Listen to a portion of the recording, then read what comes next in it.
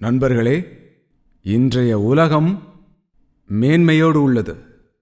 அதனால் நமது அரசாங்கத்தின் கொள்கைகள் மற்றும் யுத்திகளும் கம்பீரம் நிறைந்ததாக உள்ளது.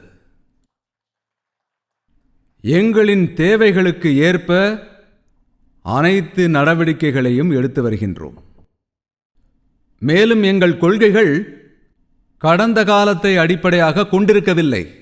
எங்களுடைய இலக்கு எதிர்காலத்தை அடிப்படையாக கொண்டுள்ளது. எங்கள் இலக்கு எதிர்காலத்தை நோக்கி உள்ளது. மேலும் அதன் மூலம் ஏற்படும் வாய்ப்புகளுக்காக நாட்டை இன்றே தயார்படுத்தி வருகின்றோம்.